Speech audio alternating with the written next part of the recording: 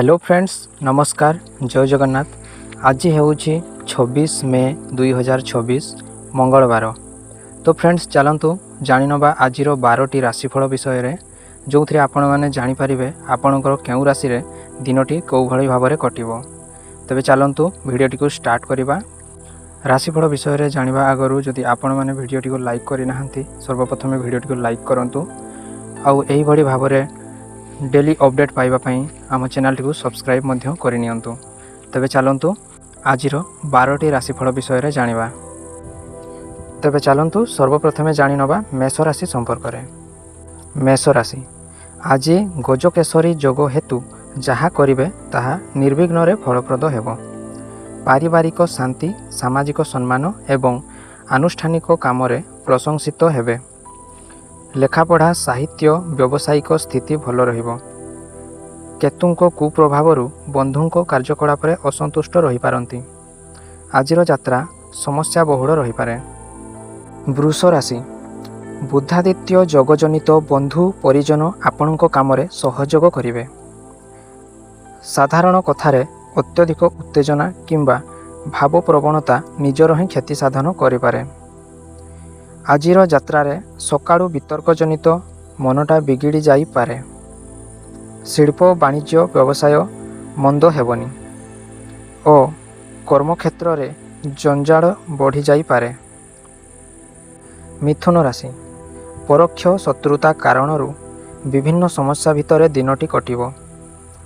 बंधुंको साहाय्य हेतु आर्थिक परिस्थिति रे उन्नति घटिबो। मकरदमा प्रशासन, राजनीति तथा गठनमूलक और राजनैतिक पृष्ठभूमि रे उत्साहित रहिबे। सहकर्मी सह संपर्क सांगकु गृह, भूमि, गाड़ी मोटर संपर्कित समस्या आसीपारे। कर्कट राशि आज शनिदृष्ट चंद्रंक जोगु दुर्भावना जनित उदासीनता परिलक्षित हेबो। क्रोनिक रोगर जादुर्भाव फल असुस्थता वशत काम स्थगित रही जाई पारे। तथापि परिस्थिति को सामना करने को जाई प्रत्येक कार्य संपादन करिवे। बहु दिनरू आशा करुथिबा बंधुंक सह देखा करिबा सुजोग पाई खुशी हेबे। सिंह राशि शुक्र क्षेत्रस्थ रवि और बुध संजोगरु आजिर दिनटी एक स्मरणीय दिवस भली सबुदिन पाई मने रहिबो। जेउ काम करिवे ताहा पूर्णता प्राप्त हेबार कौनसी असुविधा रहिबो नाही।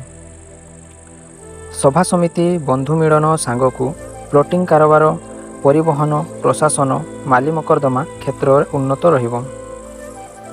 कन्या राशि जन्म चंद्र हेतु अत्यधिक टेंशन जनित मानसिक स्थिति ठीक रहिबो नाही। बंधुंको असंजत कार्यकलाप किंबा अपरिणामदर्शिता समस्या को बढ़ाई देबो। यांत्रिक त्रुटि जोगु यात्रारे विलंब घटी लक्ष्य साधन रे व्याघात सृष्टि करिपारे। अवश्य कर्मक्षेत्र रे दुस्साहसिक पदक्षेप नहीं प्रशंसित हेबे। तुला राशि भाग्य स्थान रे शुक्र जोगु सकाळु सकाळु खुशी खबर पाई मन उल्लसित होई उठिबो। खड़ लोक मानक कथा को विश्वास करी निजर अति विश्वस्त बंधु भूल बुझी पारंती। गुरुजनक मत को सम्मान देई प्रशंसित हेबे। अर्थ लाभर खुशी रहिबे। घर साजसज्जा किंबा मरामती काम रे समय अतिबाहित होई पारे। बिछा राशि लाभाधिपति शनिक दृष्टि रे थिबारु प्रत्येक कार्य रे धीमा गति रे सफलता पाइबे। सभा समिति, आलोचना, बंधु संपर्क, प्रशासन, राजनीति, यात्रा और कचेरी मामला क्षेत्र रे शुभ फल मिलिबो। आजिर यात्रा समय रे अजଣା अशुणा व्यक्ति प्रति सतर्क रुहंतु। धनु राशि अष्टमाधिपति तृतीय भाव संस्थिति जोगु कौन कथारे मर्मभेदी विवादीय कथा कही अप्रियता अर्जन करिवे। एहा सांगकु कर्मक्षेत्र रे विभिन्न समस्या सह खर्च परिमाण बढ़ी जिबा कारणरू मानसिक स्थिति बिगिड़ी जाई पारे। अति निजर लोकटी अन्य द्वारा प्रभावित होई आपणको काम करिवे नाही। मकर राशि राशि को शनिक दृष्टि अतीत स्मृति को जागृत करिवो। बंधुंको रुग्ण स्वास्थ्य रे उन्नति परिलक्षित हेबारु ସାମୟିକ ଆଶ୍ୱସ୍ତି ଅନୁଭବ କରିପାରନ୍ତି। ଅଯଥା କଳହରୁ ଦୂରେଇ ରୁହନ୍ତୁ। ଅତି ଭଲ ସମ୍ପର୍କ ଥିବା ବନ୍ଧୁଟି ଭୁଲ ବୁଝିବାର ସୂଚନା ରହିଅଛି। ଆର୍ଥିକ ଅନଟନ ଲାଗି ରହିବା ସହ ଉଚ୍ଚ ବର୍ଗଙ୍କ ସହାୟତା ପାଇବା ଯୋଗୁଁ ସ୍ଥିରତା ଫେରି ପାଇବେ। କୁମ୍ଭ ରାଶି। ରାହୁଙ୍କ ପ୍ରଭାବ ଆଜିର କର୍ମକ୍ଷେତ୍ର, ପରିବାର, ଯାନବାହନ, ବନ୍ଧୁ ସମ୍ପର୍କକୁ ଦୃଢ଼ୀଭୂତ କରିବ। ଆହ୍ୱାନ ବ୍ୟତିରେକ ଅନ୍ୟମାନଙ୍କ ସକାଶେ ଭଲ କରିବାକୁ ଯାଇ ଅପଦସ୍ଥ ହେବେ। କୌଣସି ଖବର ପାଇ ହଠାତ୍ ଯାତ୍ରା କରିବାକୁ ମନସ୍ଥ କରି ବାଟରୁ ଫେରି ଆସିବେ। ଶିକ୍ଷା, ଗବେଷଣା, ବିଦେଶ ଯାତ୍ରା, ସାହିତ୍ୟ, ସଙ୍ଗୀତ କ୍ଷେତ୍ରରେ ବ୍ୟସ୍ତ ରହିବେ। ମୀନ ରାଶି। ଆଜିର ଅନୁକୂଳ ଗ୍ରହ ସ୍ଥିତି ଉନ୍ନତିର କାରଣ ହେବ। ପରିବାରରେ ସାଧାରଣ କଥାକୁ କେନ୍ଦ୍ର କରି ବିବାଦ ବଢ଼ିପାରେ। ଅବଶ୍ୟ ବନ୍ଧୁଙ୍କ ଠାରୁ ଅଯାଚିତ ସହାୟତା ପାଇବେ।